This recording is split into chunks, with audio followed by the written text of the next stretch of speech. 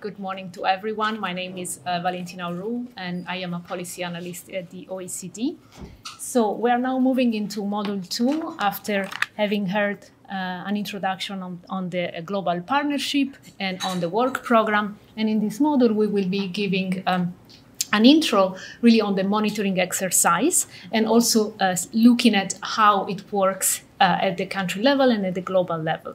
So I will start with a brief presentation to introduce the key features of the monitoring exercise, its vision, and also briefly provide some examples on how the results from the past have been used at the country level and the global level.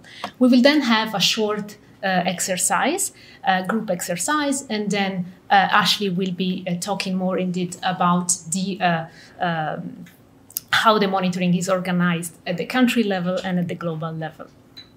But let's start with what the global partnership monitoring is. So the monitoring is really the flagship instrument of the global partnership, and since 2013 has been tracking progress on the effectiveness principles and has been really the source of evidence and data to track progress on the implementation of the commitments that have been made in Busan with the Busan Partnership Agreement, but also in other fora that other colleagues have introduced in Module 1.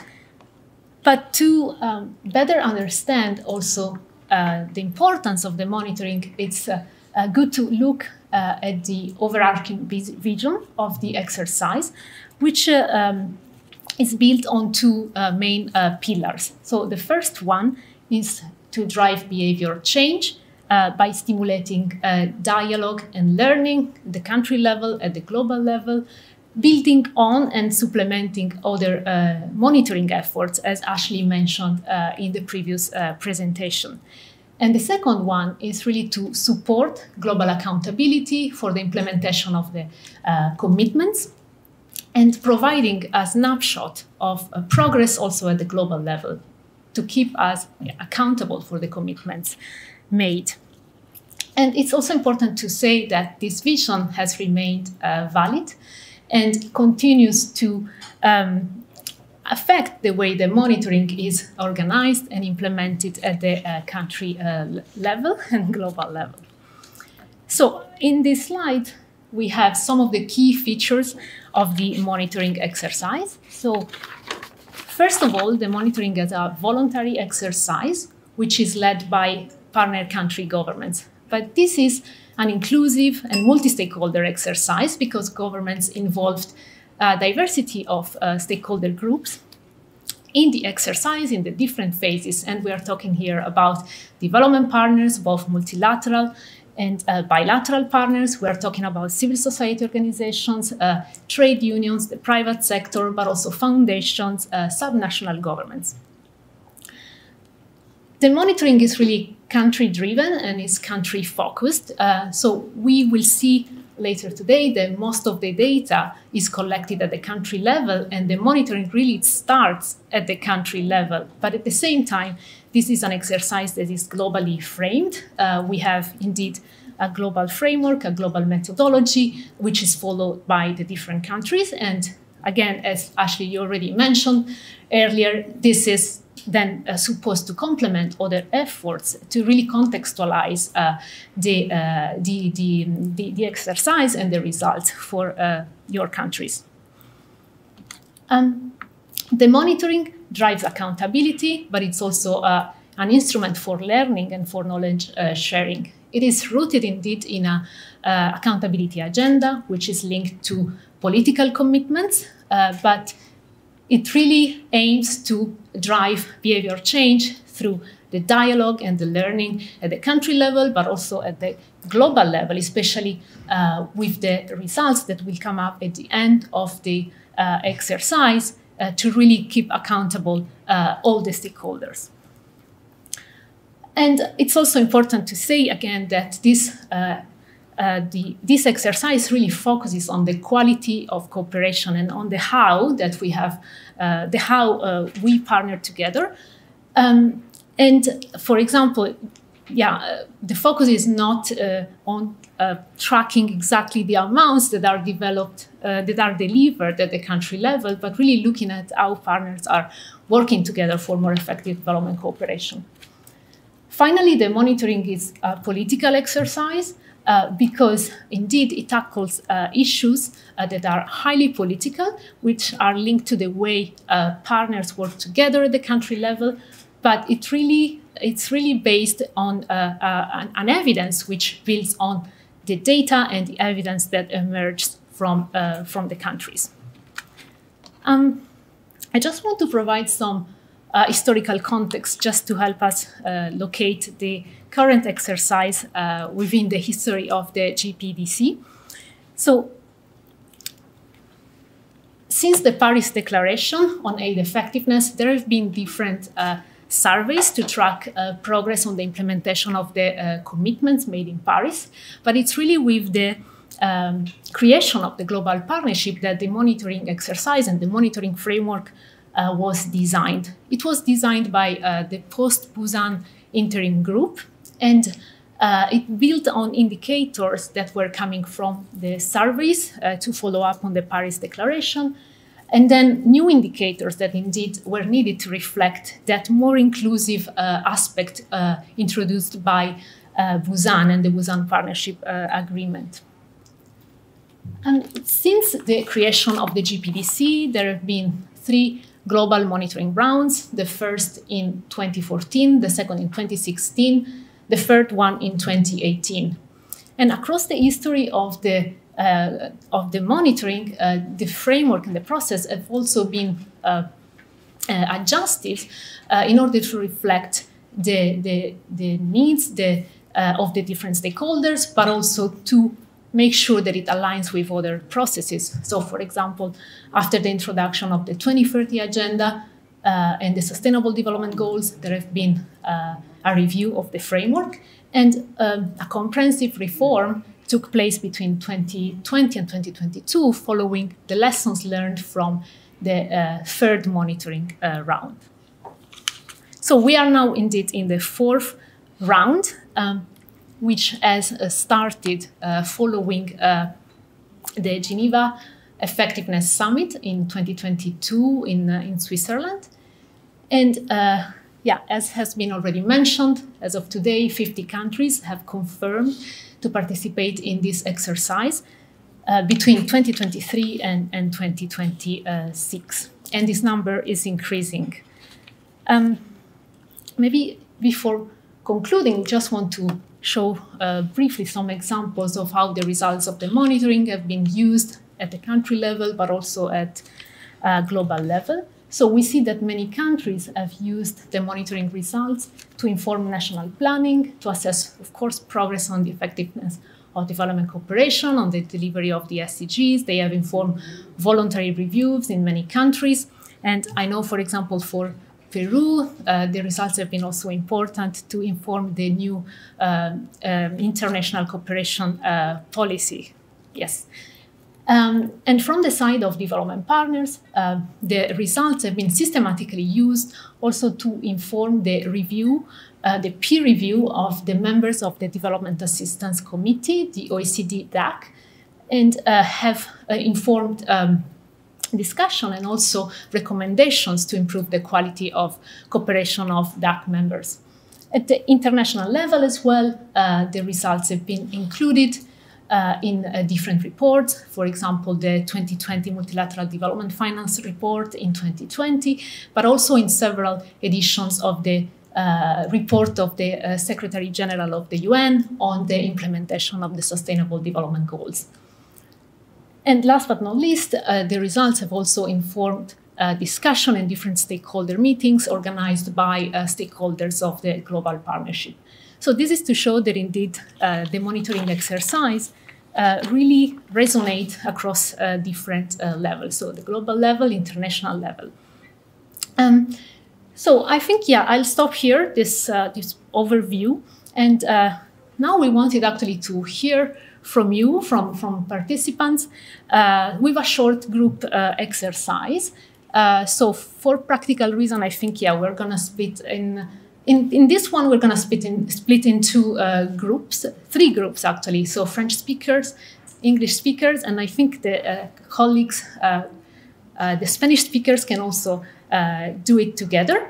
And so we want to hear from you on what are the main reasons for your country to join this 4th monitoring exercise. And also, what are the key features that among those that you have seen here or others that your country value the most and they are the most important according to your context, and why this? So we will have 10 minutes to exchange in your groups about these reasons. And then, we will have, well, first of all, would be good if you can identify a rapporteur for each of your groups. So someone that at the end of the discussion will share with us what has been discussed indeed in the group. Okay, thank you, colleagues. We're now going to have the second half of this module. Please make yourself comfortable. If you'd like to stay where you are or spread out, that's fine. We are going to have about 30 minutes more, and then we'll break for lunch. So as you like. And actually, as a general matter, for the rest of this training, we want people to be interacting, so feel free to sit anywhere that you like. Okay. So now we are going to look at a kind of overview level at how the monitoring process is organized, both at the country level, which I'll start with, and then also looking at how it's organized at the global level.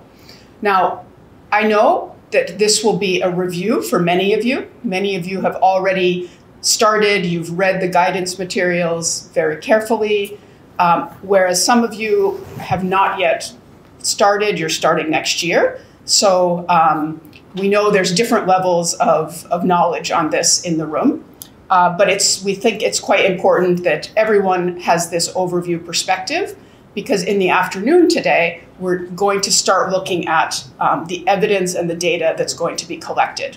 But we thought it's helpful to have in our heads the process before we start looking at, okay, what evidence is coming out.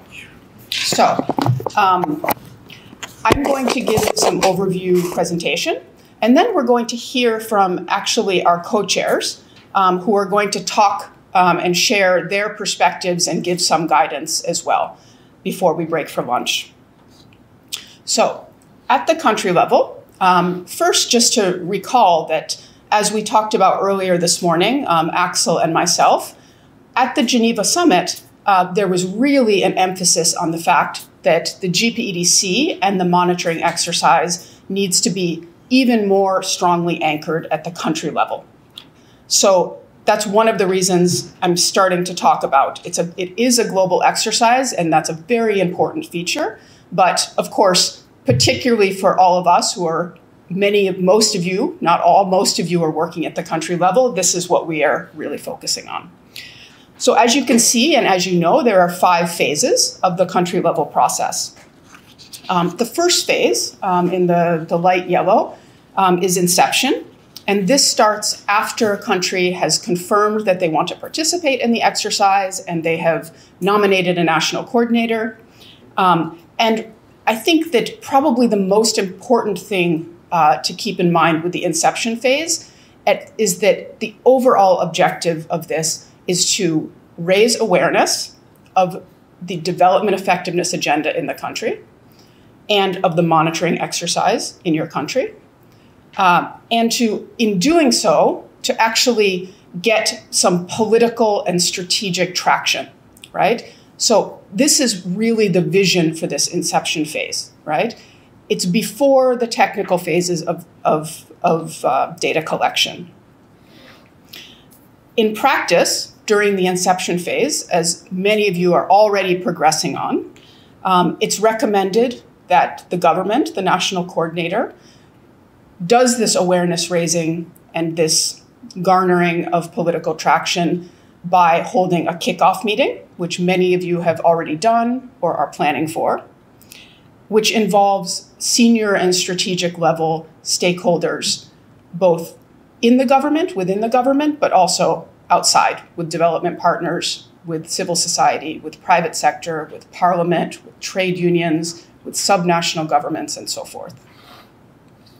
During this phase, the national coordinator is also encouraged to develop a roadmap, which we're going to be spending on Friday quite a bit of time talking about the roadmap development process, which really comes to what our colleagues said about the flexibility. So the roadmap is where this flexibility really comes into concrete terms in terms of how the timing will happen in your country context and looking at how it links up with other processes. How can the monitoring be linked up with policy development processes, with voluntary national reviews, with integrated national financing frameworks, and so forth.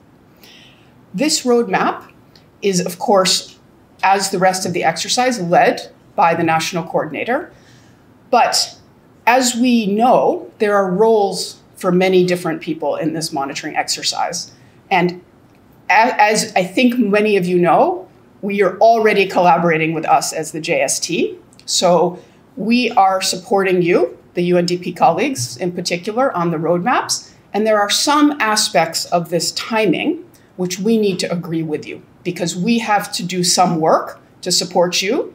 And so on some elements of the roadmap, we do need to agree with you on the timing so that we can do our part, you can do your part. And then also on this inception phase, just to say that there is much more emphasis on this inception phase in this fourth monitoring round than there was in the past. And that's really because it's about having the stakeholders in your country be poised to use the results, right? So put differently, when it gets to the fifth phase of using action, it's hard to ask people to come and reflect on something and to actually make decisions and make changes if they haven't really heard about it and if they are not feeling that they have some incentive in it. So that's really the point of the inception phase. We also know, and I will say quite upfront, that we know that for national coordinators that this is an intensive exercise in your country, that there are different kinds of resources that you need to bring to bear. Of course, there's the resources that you and your government is putting into this, even just the time you're spending to be here today. There's also the resources in terms of needing to play a coordination role, needing to organize meetings. So it's recommended that it's in this inception phase that you look ahead to the entire process and also think about what kind of resources are needed, where can they be found, what possible synergies can be found with other processes, but also, if needed, to be talking to your partners at the country level to see if there's opportunities, if you need specific kinds of resources and support. So we don't ignore this fact. We know that it's real. Moving on now, and I'll go a little bit more quickly. After phase one is when it goes into the more technical aspects of the exercise with the data collection, the data review, data submission, which is phases 2 and 3. In this fourth round, we're really excited because we have a new online data collection platform. And I'm going to talk tomorrow and hear also some experiences of national coordinators that have used it. But we have digitalized the data collection process. So this is an improvement from the past rounds where there was the Excel data collection. So we're going to talk about that tomorrow. But that's a key feature for this data collection. As the national coordinator, you will have important roles to play to coordinate this data collection. You'll have a role to play to coordinate within your government. And we heard from Thierry that we know that there's different institutions and ministries that play different roles, so that this is something that based on your context, you'll need to be in touch with different ministries in the government to get different kinds of data, depending on how your government is organized. You'll also need to be reaching out to the development partners and other stakeholders to collect data. And then, of course, particularly in phase 3, we will be working with you closely as the joint support team particularly my team that Valentina and I are in the OECD, to be also reviewing the data that you're submitting. So we'll be exchanging back and forth with you. And that really comes back to what I said earlier this morning, that one of the kind of key indicators of success of this monitoring exercise is going to be how comprehensive the data is collected at a country level. Because the idea is that for every country, we're getting a snapshot. You are getting a snapshot of what's happening in your country, which means trying to make sure that it is representative of what's happening and getting data from all of your development partners, for example. That's one of the reasons why there's more flexibility on the timing in this phase, because it's realized that it may take time for you to engage with the different partners to get data from everyone. Phase 4 is really, there's two main things that happen. So phase 4 happens after the final data has been submitted to the JST, to us. I was mentioning a bit about phase 3. So phase 2 and 3 are, phase 2 is when you will collect the data, and then you'll be in touch with us as the joint. No, feel free to interrupt me if it's too fast, no problem at all. And then phase 3 is where you will be, we as joint support team will be interacting with you to be also reviewing the data that you submit, to seeing if it's reported in a consistent way based on the methodology globally. Also, we will be sometimes asking you to go back to your partners to get incomplete data, to get clarifications. So that's phase 4. It's kind of a review phase. Sorry, phase 3. Now I'm probably confusing things even more. So for phase 4, it takes place after final data is submitted. At this point, as the joint support team, we are going to produce two things for you. And Valentina is going to talk in more detail tomorrow about this. After the final data is submitted, very shortly afterwards, within about 3 weeks, we will calculate the results based on the methodology, and we will provide them to you. This will be in a fairly simple Excel, but it will give your results such that you can already start to reflect on the results, that you can share these results with your partners. And in the meantime, we will be producing a country results brief, which will be a profile that shows infographics, so it shows your results. That will take about 3 months. And then, of course, on that basis, we'll be moving into phase 5. And there's going to be a whole session about phase 5 on Friday to talk. But this, of course, is what we've already been hearing about this morning. You know, this idea that the results are just one step, and then it's about what to do with those results at the country level. And phase 5 is really about the dialogue. So I'm not going to go into a lot of detail. We're going to have a whole session about this, but this is just at an overview level. Moving on, I'll just finish before inviting some other colleagues to come by explaining how this is all organized at a global level, okay? So we heard that in 2022, this new monitoring was launched in Geneva. And that was really the launch of the 4th round, which takes place between 2023 and 2026. As I think you all know, there are some really important changes to how this has been organized at global level. Those of you who were involved in 2018 will remember that in the past, all countries, there was really no flexibility in the timeline. All the countries had a deadline to submit their data within about 6 months, I believe it was.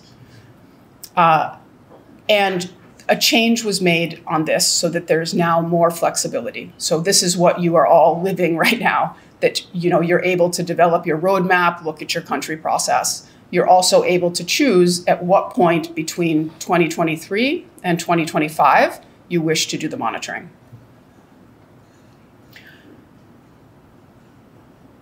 One of the reasons why we introduced, I shouldn't say we, but all of you in consultation introduced change to the rolling round has to do with the fact that while the country level processes are extremely important in terms of how you use your results, how you feed it into things that are happening in your country, how you use the dialogue opportunity in your country, there is, of course, a global context to this. This is also an exercise which is a global accountability exercise. The vision of the monitoring at global level always was and still is that there would be a point where all of the data and results from all of the countries would be brought together in a global report. That's still the way that it's organized now. So in 2026, we will be producing this global report with the idea that it will be feeding into the next high-level meeting of the GPEDC. But we now have a 4-year period. And that's because the political cycle of the GPEDC is now a bit longer. There used to be high-level meetings, if you recall, approximately every 2 to 3 years. Now, it's actually, if you think about the time between the second high-level meeting in Nairobi, which was in 2016, and then Geneva in 2022, it's gotten a bit longer. So now we anticipate the next high-level meeting will be in 2026, so the global report will be prepared for that. So this is the way that it's organized at the global level. I'd now like to invite some of our co-chairs to come. First, I'd be really pleased to hear and invite Meja to come, who will share some guidance and reflections. And then we'll be also inviting both DRC as well as Indonesia to share a few reflections on their experiences rolling out the exercise in their countries. And I'll leave it up to you. You're welcome to come here, or if you just want to speak, you want to come here? Yep, please.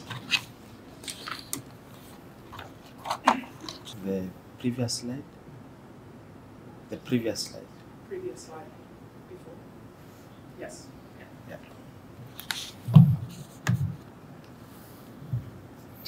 Thank you very much, Ashley. And indeed, as you are talking, I was also listening carefully to see, to learn something new, and indeed I did. So thank you. So I want to, most of these are my colleagues. I know them. We've worked over the years. So just also to bring some new realities that you have to contend with at the national level. First, I know you guys are technical people, but unfortunately, like Ashley said, it is also political. So you have to find a way how to balance both the politics and the technicalities that this brings. Like Ashley said, it's a technical process, but it should lead into political action at the country level, because behavior change, over the years we've learned that it's not about putting the numbers and then showing people that this is how you're behaving. That doesn't change anything. We will see and then we'll tell you, so what? So the only thing that changes is when you dialogue about it and agree on key practical steps. And I think that is what Ashley was talking about when she was mentioning the dialogue and developing an action plan. So that is something that we really have to bear in mind. And hence the need from the beginning to think about, yes, awareness is important, but most important is the political buy-in. So as you leave this room is, where is your minister positioned on this agenda? I think that is going to be very crucial, because the moment it's not even at the Director General or the Principal Secretary or Permanent Secretary level. It's really the minister, because it's about informing them that there are resources that come here, and these resources have to be effective and they can play a major role. And in that regard, you need to exercise leadership. Because when you talk about government leadership, it's really at the highest level as it could be. It could be presidential, but I think at your level, it's mostly how ministers play this role. And after the ministers, it's really about now how the heads of development cooperation or the ambassadors play that role. Because one thing I've discovered over the years as we do these things is every time we start the monitoring process, all the development partners will go and leave. So So my friend there, Mr. Handera, would send the questionnaire to the Health of Development Corporation, and nobody will give feedback. From June to September, there is no feedback. Okay? Then Ashley sends you a reminder in October, November that I need this, but you don't have anything. So you end up sending very blank sheets, and they think you're incompetent. But really, nobody gave you the information.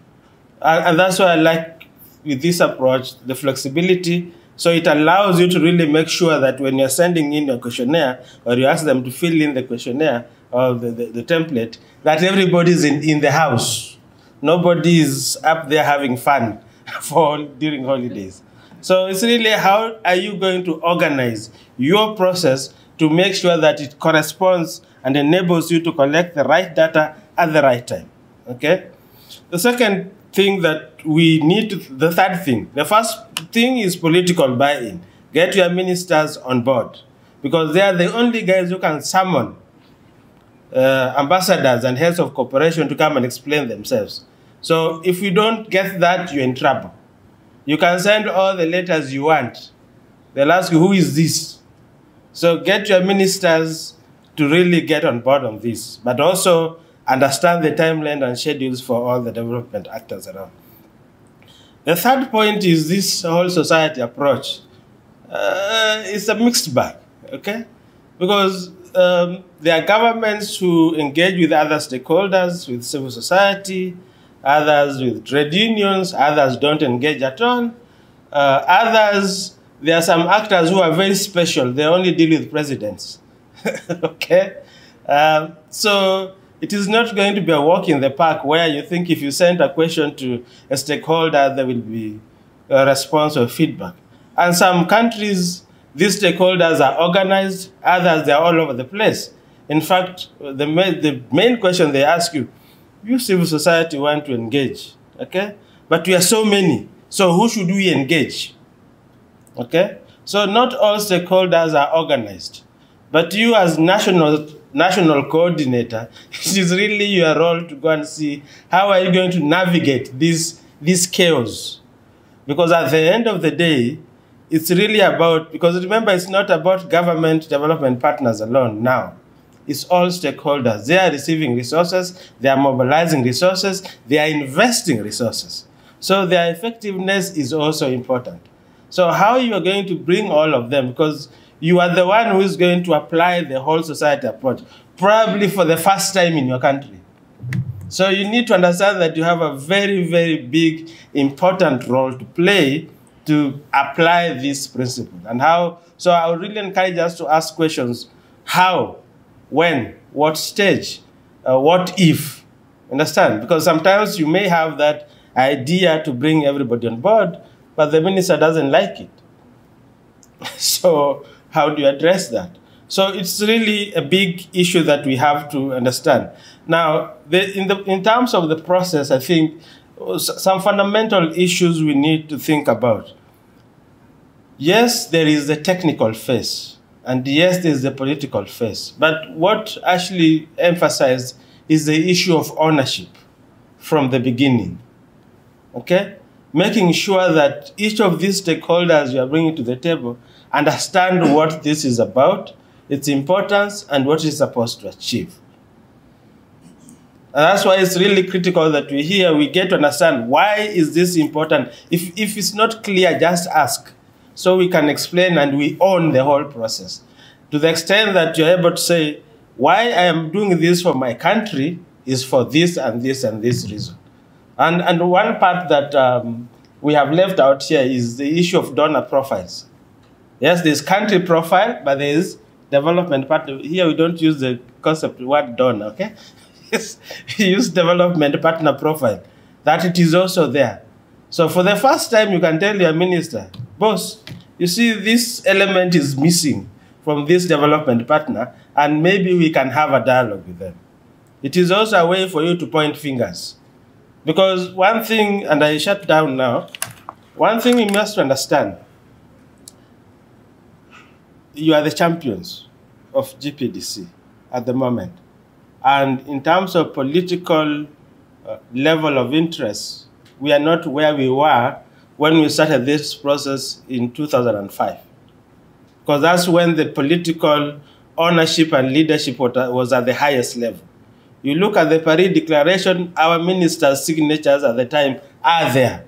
So the only way we can bring them back to the table is through really doing a proper, thorough monitoring exercise that every stakeholder is brought to the table and they are able to own up and commit to a certain level of action that should lead to better effectiveness. It is the only way. So I am really thrilled that you guys are here, but at the same time, I'm just alerting you that if GPEDC goes down, we can say the champions who started it are the ones who didn't do their things well. But we are here to help each other so that we get to the level that we want. I thank you, Madam Chair.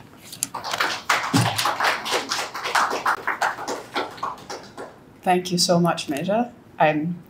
You are so much more eloquent than me in making your point. And I saw many people nodding their head, so it's great to hear. Can I invite DRC to share some thoughts from how your process has gone so far?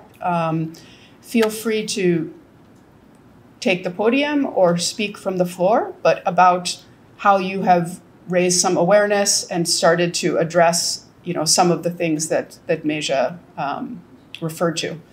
Please, the floor is yours.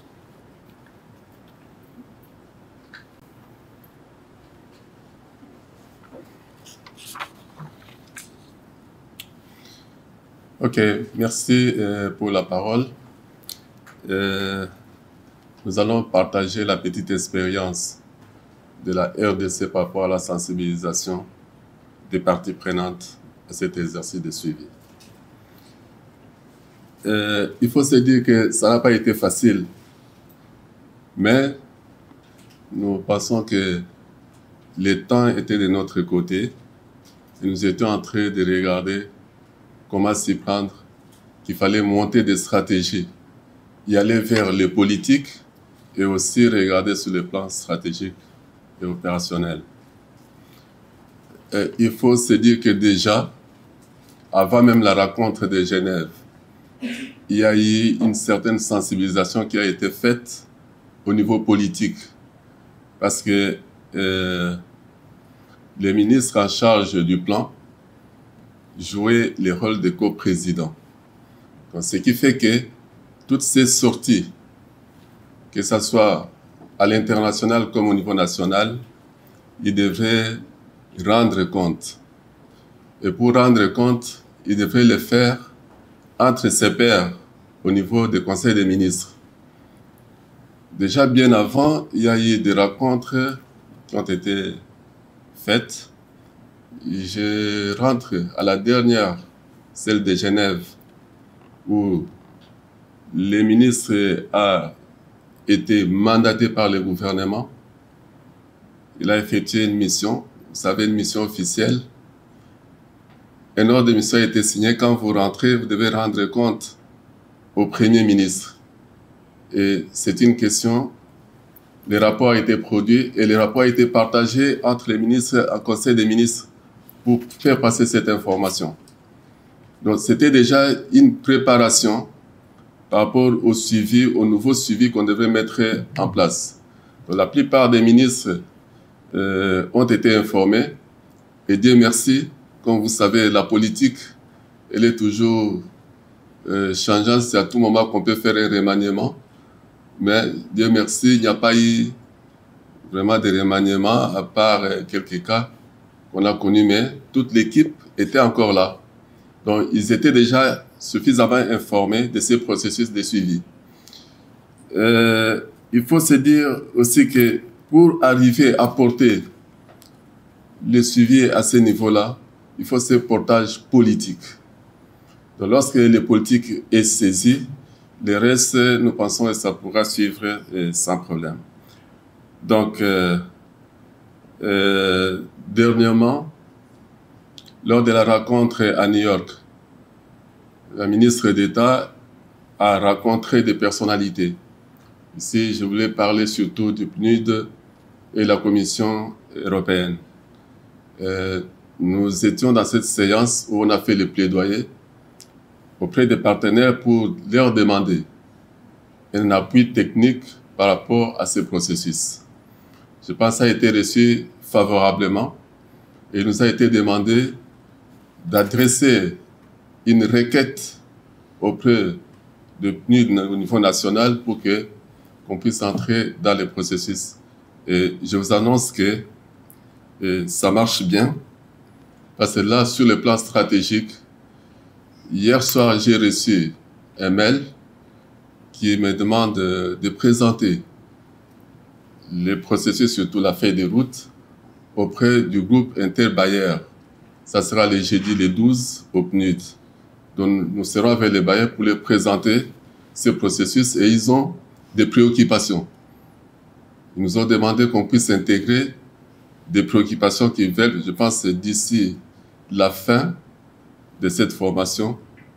Je vais recevoir ces préoccupations et nous allons les partager ici pour que nous puissions échanger, avoir des éléments de réponse par rapport à ce groupe. Parce que le jeudi, ça sera face à face, il faut répondre à certaines questions.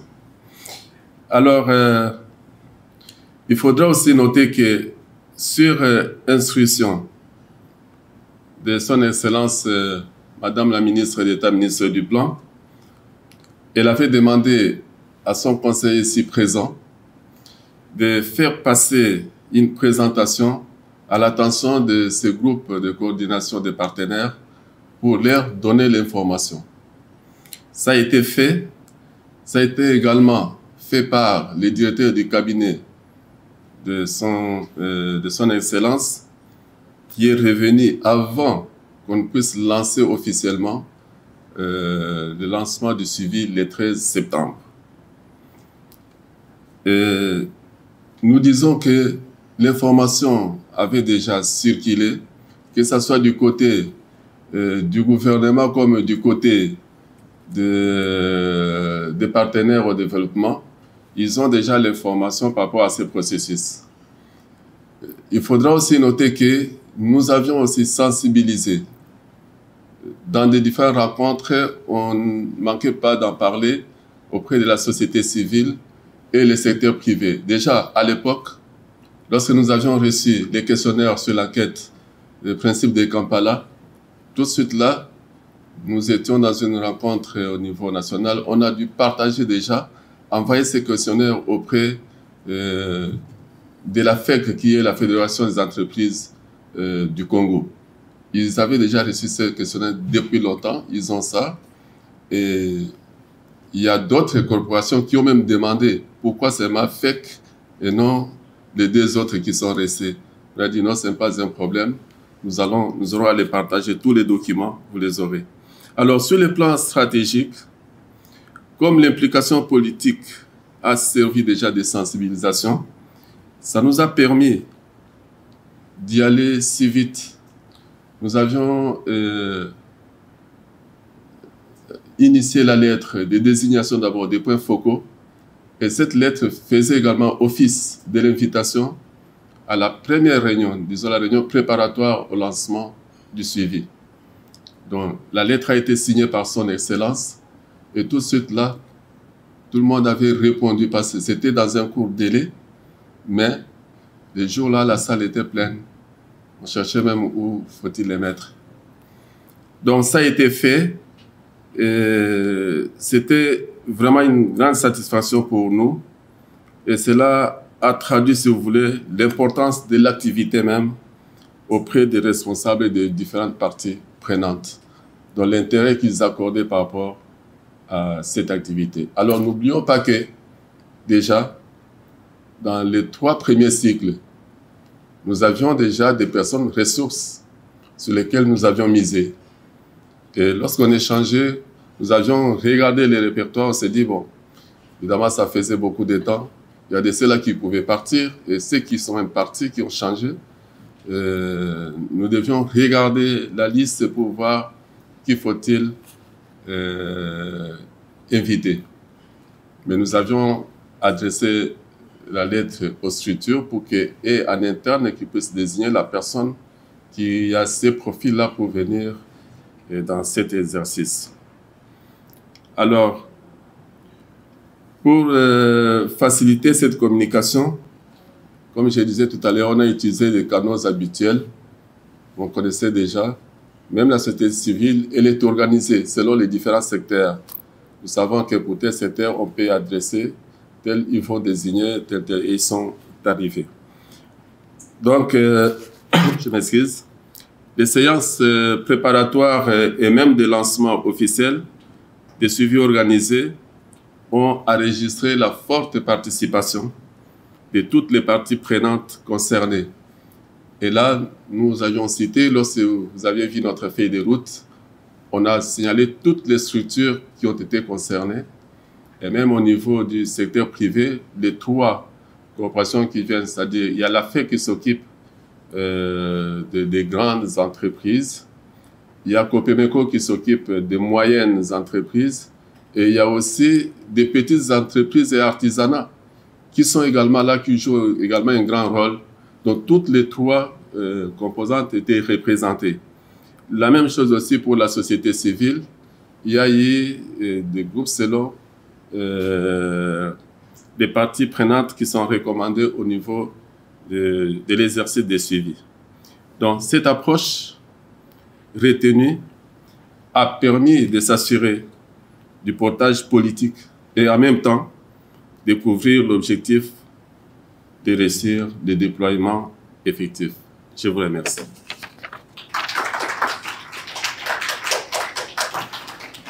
Thank you so much. So the lunch is in sight. I'll maybe wrap up with a few concluding remarks, really feeding back what we've heard from our speakers. I think that, one thing I just want to reiterate that Meja said very eloquently is that I think that he made the point very well that we know that actually the first layer of awareness raising that national coordinators need to do is actually within your own ministries and with your ministers. And probably in some countries that is very challenging, and in some countries less challenging. We heard from DRC, of course, in their case, as the minister is also the co-chair, this paves the way a little bit more, but that isn't the case for all of your countries. Another thing that Meja said that I think I just want to come back to is really about the question of incentives, right? It's really being realistic about the fact that national coordinators have a big challenge to identify the stakeholders, which are sometimes disorganized, but then also to articulate, what's in it for you. What's the incentive? Why should you spend your time doing this? And we're going to have a whole exercise to help, to give you the chance, in this space, away from your day-to-day job, to think about that. And so I think that that's because this is the space where, you have a bit of time, and also you can learn from the colleagues about that. I also wanted to pick up on some very resonant points that Monsieur Satanan made about the experience in DRC.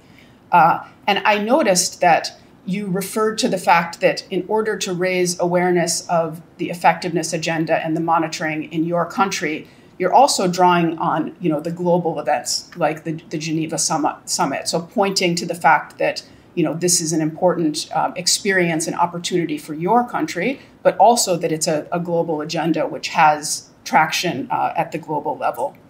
And I think that you also made a very good point about the fact that there's political shifts at the country level, right? So, we know that you can't ignore this, that there's governments that are changing, that there's different priorities, and that even despite that, there's a need to kind of raise the political awareness in a situation which is not necessarily steady. And so we know that this is a challenge for you. I think that what you've outlined also has been a really impressive process. So one thing that I want to say is that, a benefit from all of you being here is that now you're starting to hear, okay, which colleagues, which countries have had success and what kind of strategies. So please do also sit down with each other when you can at the coffee and hear more. So I think that, the experience of DRC, is a very good practice and good model in terms of, really taking the time to think about who are the stakeholders, what kind of trainings do we need, what are the human resources we need. So this is, a real champion, I think, here, and we really appreciate you sharing your experience. And Indonesia as well, even despite this being the first time that you've done this, that you're being so proactive in terms of thinking, okay, first we need to go to the government ministries. First we need to actually, and it sounds like you have more of an uphill battle, that it's actually less, the agenda is less known, so that you're a little bit not starting from scratch, but just starting from a lower baseline.